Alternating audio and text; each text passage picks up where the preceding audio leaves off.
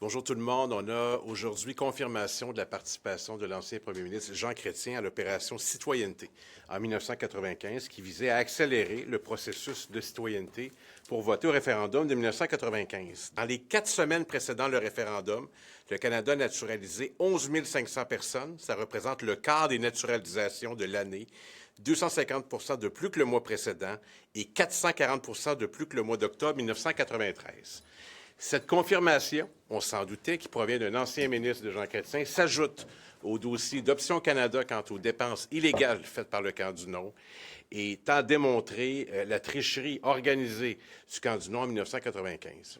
Quand on regarde la situation actuelle aujourd'hui au Québec, avec la situation des demandeurs d'asile, on est à près de 200 000 demandeurs, c'est à se demander si le gouvernement fédéral n'essaie pas à la fois de refaire ce qu'il a fait en 1995 et d'une certaine façon d'instrumentaliser ces chiffres et ces personnes sur le territoire du Québec. Merci. Merci, Pascal. Sur une note sérieuse, un sujet quand même important et obligatoire. On commence on commence aujourd'hui les 12 jours d'action contre la violence faite aux femmes. Je veux le mentionner parce que la situation ne s'améliore pas. Une femme sur 2 voit sa demande de place en maison d'hébergement refusée en ce moment au Québec. Ça ne marche pas. SOS Violence conjugale a enregistré un nombre record de demandes pour l'année 2024-2025. On parle de 60 000 demandes. Et au Parti québécois, on va continuer de parler de cet enjeu-là. Je sais que l'actualité est riche de rebondissements, là, mais sur les choses qui devraient nous préoccuper d'abord et avant tout, la sécurité des femmes. Et ça passe par quoi? Bien, c'est d'augmenter l'aide psychologique, augmenter la prévention, redonner confiance envers le système de justice, notamment une forme de laxisme par rapport aux conséquences pour ceux qui sont violents, accélérer la construction de maisons d'hébergement, puis mettre en place des équipes spécialisées, des personnes ressources dans le domaine de la violence conjugale, particulièrement avec les corps de police. Donc, ne passons pas à côté de ce sujet-là qui est très, très grave. C'était mon message ce matin. Sur une note plus légère et plus constructive et positive, j'annonce ce matin que 100% du caucus du Parti québécois compte terminer son mandat au sein du Parti québécois et s'engage même à se représenter pour le Parti québécois. Donc, c'est important de le mentionner. Je comprends que la perception peut être que partout, il y a de l'instabilité à l'Assemblée nationale, mais je vous confirme qu'au sein du Parti québécois, les gens sont motivés et vont être tous sur les rangs pour la prochaine élection qui vient. Voulez-vous nous parler de votre futur député? J'attends votre question, M. Laforêt. Je viens de vous demander, voulez-vous nous parler de votre futur député? Quelle valeur il aurait pour le Parti québécois? Marie-Caroline Laflamme va, j'espère, être une excellente députée. Quelle valeur il aurait? Vous lui avez parlé, vous ne niez pas, vous l'avez publié. Donc, vous pouvez nous confirmer que vous lui avez parlé. Ouais. Ça date de juin? Ça date de cet été, mais juste mettre en contexte, Vincent Marcel et moi, on a dû parler 20, peut-être 30 fois dans la dernière année. Notamment parce qu'on a collaboré sur l'hôpital Hochelaga-Maisonneuve. Les deux, on a conjugué nos efforts pour obtenir le plus de résultats possibles. C'était une collaboration qui était naturelle. C'est mon voisin de bureau, je le connais depuis près de 20 ans. Je veux juste répondre à la question. Donc, je lui ai parlé, puis dans le cadre duquel il m'a annoncé il y a très longtemps son intention d'aller comme indépendant. Donc, quand Québec solidaire dit là, que c'est eux qui l'ont suspendu là, depuis longtemps et je n'ai pas besoin d'un dessin. N'importe qui se met à sa place, notamment dans le cadre de l'affaire Boisy, mais plus récemment le cas STM, la politique ultra acide et négative constamment de Québec solidaire. J'y parle souvent à Vincent et ça ne m'a pas surpris qu'il me dise vouloir quitter Québec solidaire et siéger comme indépendant. Donc, 2 constats. Le premier, c'est que c'est un député qui est compétent à son affaire, puis je pense que les observateurs de l'Assemblée nationale vont concéder là, sans nuance qu'il est excellent dans le travail qu'il fait, notamment en période de questions. C'est grâce à lui en santé qu'on a découvert plein de choses. Et deuxième constat, est-ce qu'on peut lui reprocher, en raison de désaccords fondamentaux, d'aller comme indépendant? Moi, je ne pense pas. Là, il va comme indépendant. Donc, ensuite, après le fait qu'on s'est parlé une vingtaine de fois, puis qu'on se parle depuis 20 ans, Vincent Marcel et moi, ne change rien, si je peux terminer, au fait qu'il a choisi d'aller comme indépendant, ce qui, je pense, est parfaitement respectable comme décision. Est-ce que vous saviez que c'était un indépendantiste convaincu? Bien, j'ai eu des discussions, oui, là-dessus avec lui, sur sans révéler la teneur de ces discussions, on a même parlé de sa famille par rapport à l'indépendance, puis ce qu'il a vécu, ce qu'il en a pensé, mais c'est des discussions qui sont confidentielles. Simplement, juste pour être clair, là, c'est pas que je veux le défendre, là, mais il n'y a pas eu d'entente. Je veux dire, il m'a signifié qu'il quittait Québec solidaire, puis que lui, de son point de vue, il y a encore des années devant lui où est-ce qu'il peut potentiellement servir. Mais je veux dire, c'est tout, on s'est rendu là.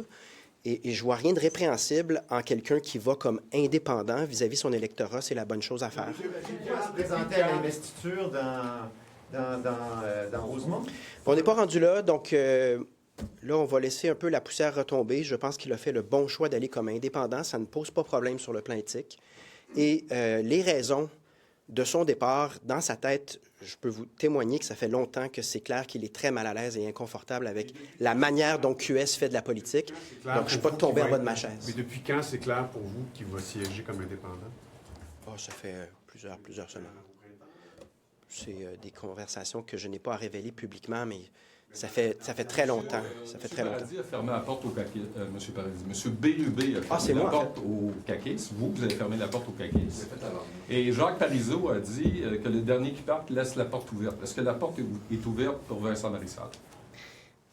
Donc, premièrement, en effet, j'ai dit il y a 1 an et demi que je ne voyais pas aucun scénario où des caquistes transféreraient au Parti québécois.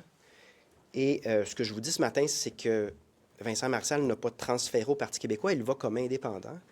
Maintenant, est-ce qu'il peut, on peut envisager la possibilité ou est-ce qu'il se présente aux prochaines élections sous la bannière du Parti québécois? Bien, la porte n'est pas fermée, mais il est un peu tôt là, pour disposer de ça. Puis pour lui, là-dedans, compte tenu du nombre d'attaques violentes à son égard qui sont, à mon avis, très gratuites de la part de la gauche radicale, on va lui laisser quelques jours.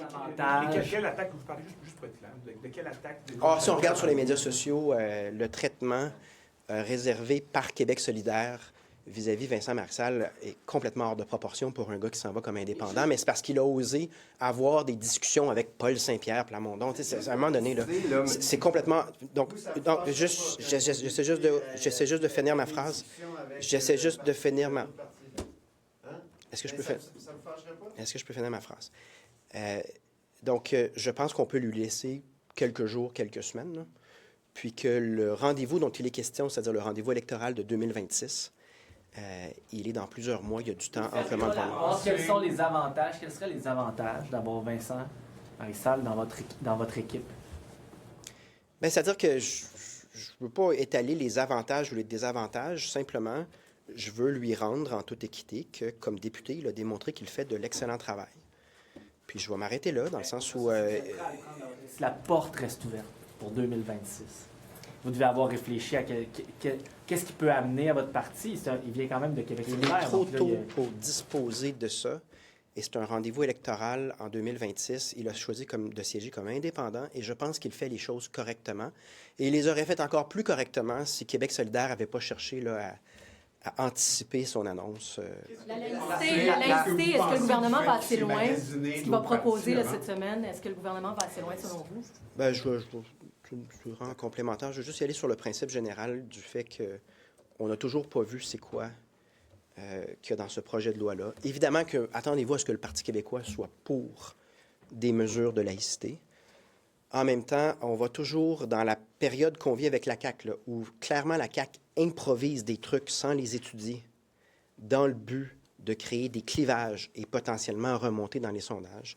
C'est sûr que ce qu'on va vérifier aussi, c'est est-ce que le travail est fait en amont pour que chacune de ces mesures-là soit applicable, qu'on ait réfléchi aux dimensions très concrètes de ce qu'on met de l'avant, parce que récemment, là, que ce soit les médecins, la loi 2, ou la confrontation avec les syndicats, à peu près tout le monde dans la société, on voit que c'est un gouvernement qui n'a plus rien à perdre et qui est prêt à bâcler bien des choses. Donc, attendez-nous du côté de la laïcité, et certainement pas contre la laïcité. En même temps, j'ajouterais aussi que sur le plan de ce que le gouvernement fait en ce moment, il y a plusieurs des choses qui tendent à tenter d'éluder qu'on a perdu le contrôle sur les seuils d'immigration et que donc on a versé dans un modèle d'immigration de non-intégration à la société québécoise. J'ai déjà parlé ici de mixité dans les classes d'école. Ça avait fait un gros brouhaha, mais c'est le cas. S'il n'y a pas de mixité, puis si le modèle qui nous est imposé par le fédéral implique des centaines de milliers de personnes qui viennent par année de plus sur le territoire, puis qu'on n'est plus dans un modèle d'intégration. On peut se pencher sur la laïcité, là, mais ce sont des phénomènes qui trouvent leurs racines dans des changements démographiques soudains qui n'ont pas fait l'objet d'une planification. C'est en fait l'objet d'un gouvernement fédéral qui se contrefout de notre planification québécoise de l'immigration, qui, somme toute, fonctionnait bien. Donc, je pense qu'on va étudier de bonne foi là, les mesures en laïcité, mais on ne perdra pas de vue que plusieurs des dynamiques en ce moment, des remises en question, partout en Occident, je fais référence à l'Angleterre là, qui vient de revoir ses politiques, le Danemark, plusieurs pays européens, il y a une réflexion plus profonde là, sur qu'est-ce qui serait un modèle durable à la lumière de changements assez importants. M. Marissal, pensez-vous que ça a changé juste sa avant, position sur la laïcité? M. Robitaille, juste avant d'y arriver. Sur les mesures en laïcité qui filtrent là, à travers ce que le cabinet a laissé filer, les lieux de prière dans les collèges, c'est notre proposition depuis un bon bout de temps déjà. Donc, si ça s'avère, évidemment, on n'a pas vu le projet de loi, c'est un gain. La question du financement des écoles religieuses, donc, ils utilisent une formule qui permettrait de faire en sorte que tout geste ou activité dite religieuse serait à l'extérieur des heures régulières. Donc, d'une certaine façon, puis ça s'applique au privé, ça va dans le sens d'une de nos propositions. Donc, à première vue, de ce que j'ai pu lire, de ce qui a filtré, ces deux mesures-là étaient proposées par le Parti québécois. Voilà. Qu'est-ce que vous pensez du cheminement? C'est vrai que... Ben, Sur M. Marissal? Ben, moi aussi, c'est sur M. Marissal. J'en avais posé une avant. Non, mais... C'était quel est votre ça fait trois fois. Pensez-vous qu'il a évolué sur la laïcité? Pensez-vous qu'il a évolué assez pour éventuellement être candidat pour votre formation politique? On n'est pas rendu là dans les discussions, puis j'ai pas de réponse pour vous sur des... Donc, il y a eu des discussions dans le cadre de vingtaines de discussions entre Vincent Marissal et moi, parce qu'on collabore sur plein de projets, puis on est voisins, on se fait des blagues pendant la période de questions. Des fois, je veux dire, qu'il m'ait confié qu'il n'est plus capable d'être dans un environnement acide et négatif ne me surprend pas, et je pense que si on prend le standard de la personne raisonnable, c'est-à-dire, est-ce qu'une personne raisonnable placée dans le caucus de Québec solidaire, à la lumière de ce que vous avez vu depuis un an, aurait envie de quitter? Moi, je vous réponds que la personne raisonnable, oui, aurait envie de quitter. Il n'y a rien de surprenant dans ce qui se produit en ce moment. Qu'est-ce que vous pensez du cheminement de M. Marissal, dont on sait qu'il avait sollicité le Parti libéral du Canada, qui a ensuite été candidat puis élu de Québec solidaire, que là, visiblement, tente, ou en tout cas se rapproche visiblement du Parti québécois. Donc, quelle crédibilité ça a, à vos yeux, une personne politique comme ça qui a un cheminement évolutif? On peut faire, comme vous le faites, là, le procès de Vincent Marissal. Puis, j'ai le droit à ma réponse. Vous avez le droit à votre question, j'ai le droit à ma réponse. Exact, dans le but de faire son procès, puis je vous répondrai. Je vous pose la question, qu'est-ce que vous pensez de son cheminement? Vous avez le droit à votre question, j'ai le droit à ma réponse. Bien, je vous écoute. Donc, on peut faire le procès de Vincent Marissal, comme vous le faites, je crois. Mais au final, est-ce qu'on peut critiquer sa décision des derniers jours de siéger comme indépendant parce qu'il a des désaccords? J'aimerais finir ma réponse. Oui, c'est ça la réponse. Est-ce qu'on peut critiquer sa décision des derniers jours de devenir indépendant sur la base de désaccords profonds sur des choses comme la STM, comme l'affaire Boisy, puis comme un style de politique tellement négatif que Québec solidaire cible sur une base assez personnelle et véhémente plusieurs personnes? Il n'y a rien dans le geste qu'il pose en ce moment qui, à mon avis, est répréhensible. Donc après, si vous voulez retourner sur des événements dont je n'ai pas de connaissance personnelle... Non, je n'ai pas de connaissance personnelle de la vie politique ou professionnelle de Vincent Marissal, c'est ça, mais si vous voulez retourner là-dessus, moi, je vous réponds, en date d'aujourd'hui, le geste qu'il pose, c'est de devenir indépendant, puis moi, je pense pas que sur le plan éthique, il y a de problème avec ce qu'il fait. Pour vous, c'est important, les convictions, depuis que vous êtes en politique, c'est important. Ça, est-ce que le cheminement politique de M. Marissal, ça cadre dans votre conception de ce que c'est? En termes de conviction, il n'y a rien dans le geste qu'il a posé dans les derniers jours d'aller indépendant qui pose problème de mon point de vue. C'est pas un geste qui manque d'éthique. Le PQ avant 2026. Est-ce que la porte est fermée pour qu'il soit un transfuge pour le PQ avant 2026? Juste pour être clair. Non, il n'y a pas de scénario où est-ce qu'il va transférer. Donc, arrêtez de l'appeler transfuge. Il siège comme indépendant.